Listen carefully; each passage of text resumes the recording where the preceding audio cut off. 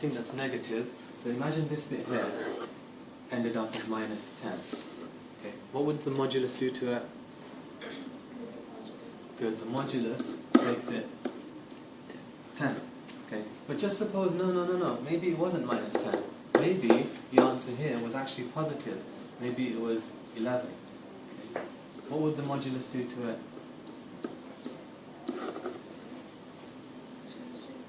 It would do nothing. It would do nothing because it's positive already. So what we're going to do is we're going to use those two possibilities. We're going to say, look, the modulus in the equation, it's either, that wasn't supposed to happen, it's either going to change positive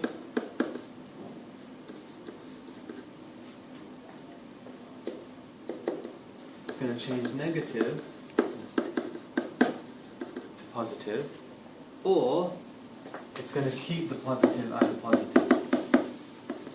In other words, it's going to do nothing. Do you see the two possibilities? That the modulus doesn't always do anything. You know, if that was an 11 in there, or a 9, or a 10, it's not going to do anything. So half the time, we can just ignore the modulus. We can say this equation here, half the time, the modulus is going to have no effect at all. Yeah, so we can ignore it. But the other half the time, it will have an effect. What will it do? It will change from negative to positive. Apart from the modulus, what other function changes from negative to positive?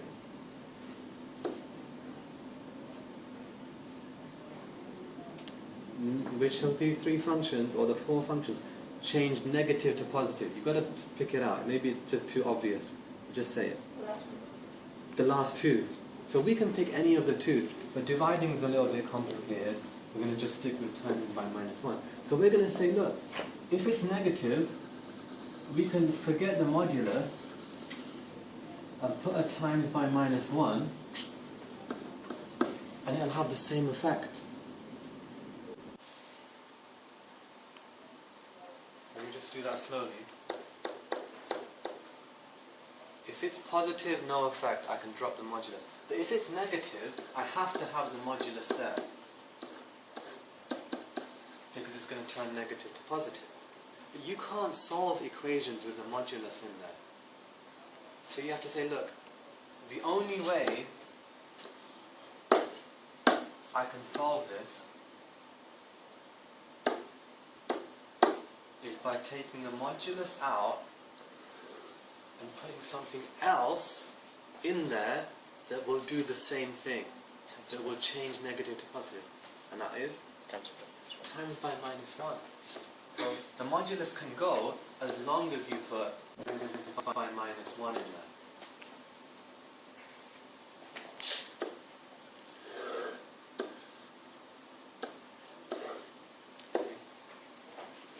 So you put twice as much work, but it will still get you the answer, and it's still not going to be hard. You've done these equations like 100 times probably. So just multiply out the brackets.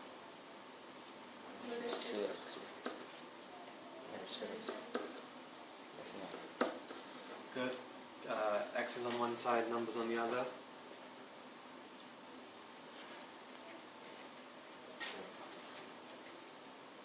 Let's put minus 2x on this side, and this on this side. Minus 16, and then we just want x. Minus 8. Minus 8. Minus 16 divided by 2. So that's one solution to our equation. But then of course, maybe it wasn't negative. Maybe the answer was so that the modulus had no effect. So then you work out this one. Take numbers to one side, x's to the other.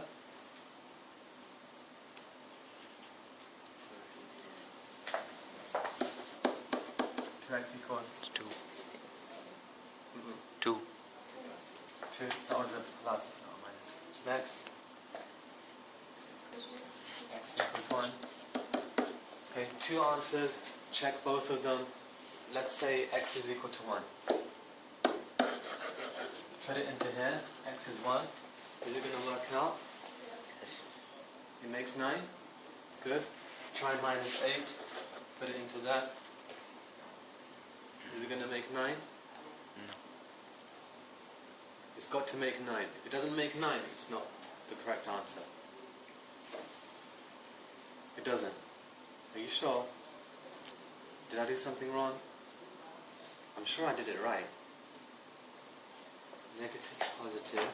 Modulus became brackets with a minus 1 because that changes negative to positive. Did we expand out wrong? Minus 2x minus 7 is 9. No, that's correct. Because it's a modulus for the Yeah, negative to positive. So yeah, it does. Both This works. Yeah. Both work. Both work.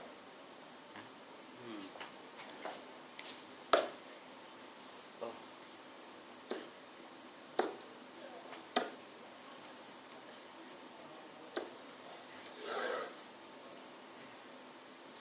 Plus 2 minus. You're happy with this one? That one definitely works, yeah? So let's just try this one. So minus 8 goes into the x. We've got modulus. 2 times minus 8. Minus 16. Minus 16. Plus 7. Simplify. Minus 9. Modulus minus 9. Is 9? It does work. It does work. It took us a while just to figure that out, but it did work. It did work.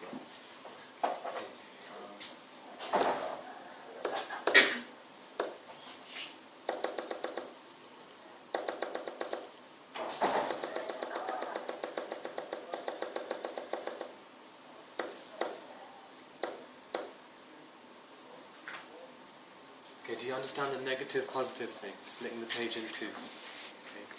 Do you understand how we, instead of writing modulus 2x plus 7, we write the minus 1 there, and the brackets, yeah? And then we just solve both equations. Normally, you're so good at equations, you don't need to check. But with the modulus ones, we actually do need to check, because not always are the answers correct. And we'll look at that when it comes to graphs. But you do want to check both equations, both answers in the equation. So if you're happy with that, I'll give you some practice questions.